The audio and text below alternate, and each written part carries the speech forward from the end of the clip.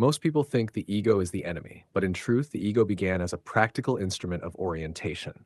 It helps us say, this is me, this is my life, this is my responsibility.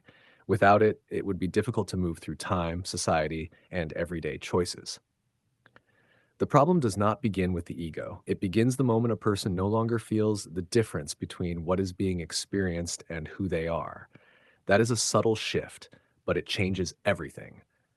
A thought by itself is not identity. It is a mental event, an inner movement that appears, changes, and passes. But when consciousness says, this is not just a thought, this is me, something important happens.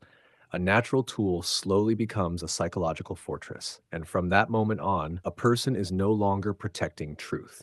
They are protecting an image of themselves. This is one of the deepest mechanisms behind human conflict, defensiveness, inner tension, and even many spiritual blind spots. That is why it is sometimes easier for a person to let go of an argument than of a thought they have identified with. Because once a thought becomes identity, the brain often no longer reads challenge as an intellectual question. It reads it as a small threat to psychological continuity. And here's something many people rarely consider. The brain is not primarily a machine for finding truth. It is first a system for preserving stability.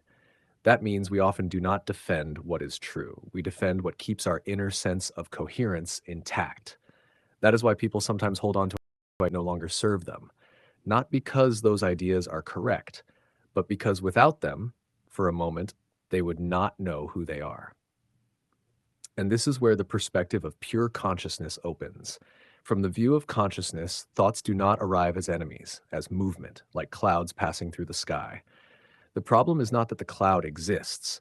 The problem begins when the sky forgets that it is the sky. That may be one of the quietest and most powerful truths. Consciousness is not the content of the mind. Consciousness is the space in which the content appears. And when a person truly notices this, something subtle begins to change. Thoughts do not disappear. Emotions do not disappear. The ego does not disappear, but they stop holding absolute authority. A space begins to appear. And in that space, freedom begins. Not the freedom to do anything, but the freedom to let a thought pass without turning it into me. And perhaps that is why people who work with energy, presence, or deeper inner awareness often sense something difficult to explain in ordinary language. When identity loosens, energy is no longer consumed by defense. It becomes available for perception. And in that moment, a person is not weaker. Quite the opposite. For the first time, they may no longer be functioning only from habit, but from actual presence. And perhaps this is a question anyone can ask. A scientist, a healer, a dried parent, anyone. How much of what I defend today is truly truth? And how much is only an image of who I believe I must be? Sometimes one honest question does more than years of defense, because in that moment the mind does not need to be defeated. It only needs to soften for a second. And perhaps that is where real insight begins. Not when a person gains a new thought, but when, for the first time, they notice they are not what they think.